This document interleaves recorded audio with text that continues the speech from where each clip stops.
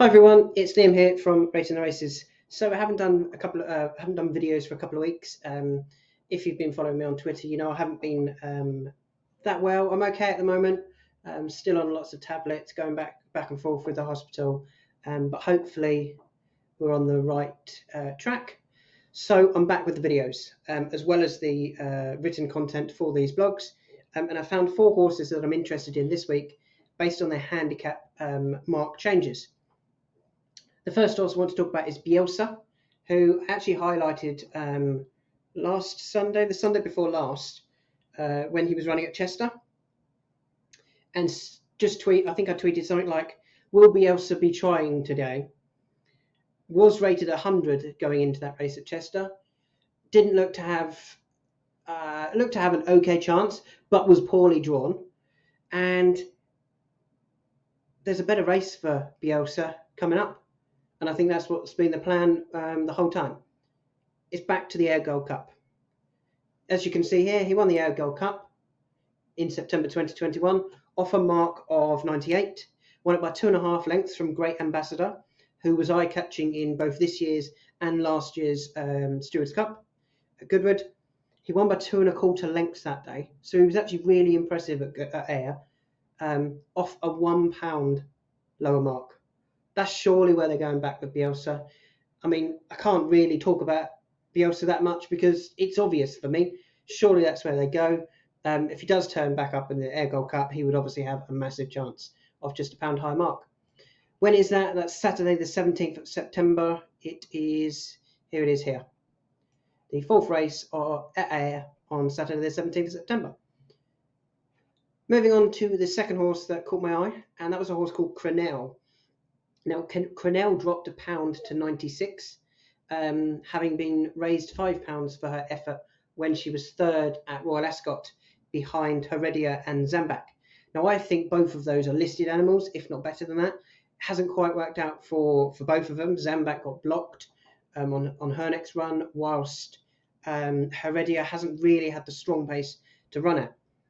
But I think Crenell is well handicapped off 96. I certainly think she can win a decent race off 96. She stepped up last time into listed company and finished 3rd behind History. What was the name of it? Let's load it up. It won at Royal Ascot and then disappointed. And the second horse, here we go. Rising Star and Random Harvest. Back in 4th was a Schooler, who had been running really well in listed races. I'm not sure a Schooler quite wants the mile trip, but I think Crenell does. And I think if you take her out of listed company and put her back into a 3-year-old handicap, I think she can go very close next time. Where would I go with her? There's this race here on Friday the 19th of August at the end of the York card. It's over just shy of a mile, 7 furlongs, 192 yards. And it's a lucrative race for 3-year-olds. Why would I run her there? Well, I think the trip will suit. She's obviously a filly, so she gets some allowances or an allowance. And I think back into handicap company is a big thing. Interestingly, John Gosden has had one runner in the last 8, 9, 10 years that I managed to look back through that race. Rifleman last year, who won it.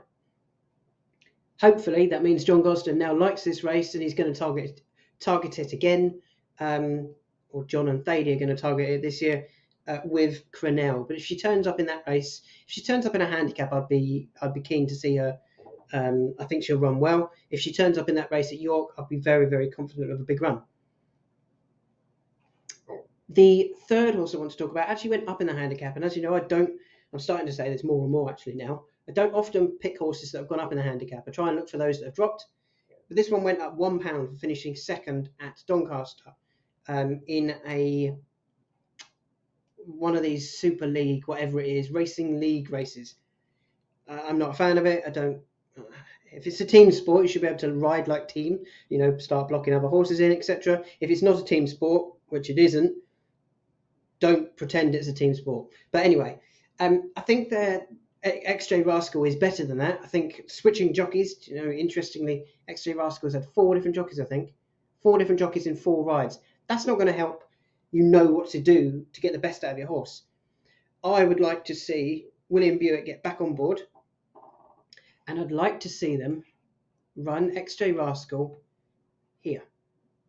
There's this 2-year-old nursery over 7, but it's worth so much money. 7 furlong trip suits. Yeah, it's the prize money that would really pull me there. It's last year horses rated 75 to 101 got in. XJ Rascal went at £1.82, so it would be bang in the middle. It's 36 grand to the winner. At Doncaster it was only 13, so it might even work out that it was worth not winning that race at Doncaster, because you're better handicapped for the more lucrative one at York, and that's where I hope they go with XJ Rascal. I think of 82 he can certainly win. And if you can hear my chair squeaking, I apologise. I need to put some oil on it, or get a new chair. I could probably get a new chair. The final horse I want to talk about is a horse that I have mentioned before, and it's Ayr K. I think that's how you say it, Ayr K. Finished 5th at Ascot in the just shy of a mile race at the Ayr Gold Cup meeting. Personally, I don't think Ayr K quite stays a mile, but I think you can get Ayr K to win if you ride just a little bit more conservatively. Frankie this time was too prominent and keen to go forward on Ayr K. Just take a pull. If you can get it covered up, I think, I actually think he'll win. If he sits in second in any race behind a horse, I think he'll win, because I don't think he'll go too hard. This was Frankie's first time, obviously, because it was a Ayr Gold Cup race. There was only so many jockeys that could ride, and Frankie was one of those. I hope Rowan Scott is back on next time, because he knows how to ride Ayr K. He has had a few wins back here. And I hope they go, as I mentioned before, to York for the Clipper Logistics handicap over just shy of a mile.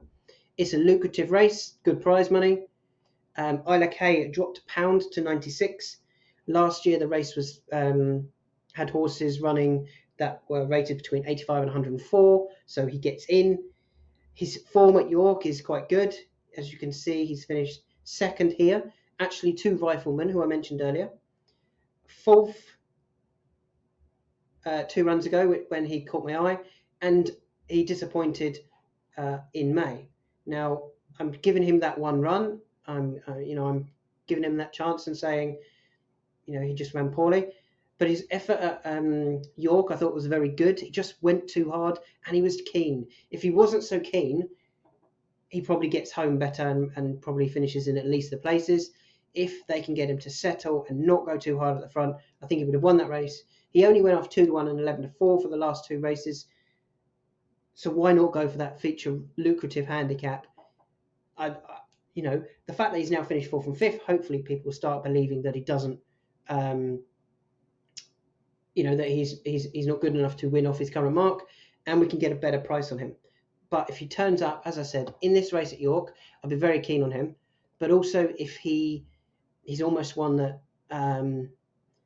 he's a good bet in running. If they get him settled at the front, and he's settled at the front, not just at the front, because last time, as I said, at York, he was very keen at the front. If they get him settled at the front, I think he can go very, very close over that just shy of a mile trip at York.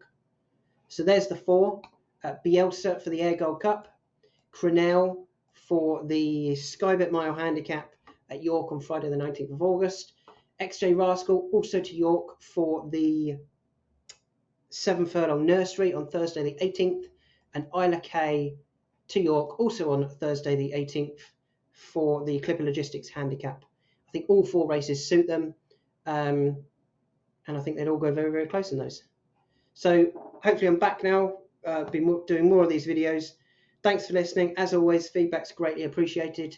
Hopefully some of you saw my nap next best and reserve. Nope. My nap next best and third best all go in today. See Serena, Gleniston, Timestamp, who drifted out to 12s before getting a softer lead at the front, which was always going to play to his strengths if he did get to the front, because he'll stay all day. So, as I said, hopefully I'm back, and let's find some more winners.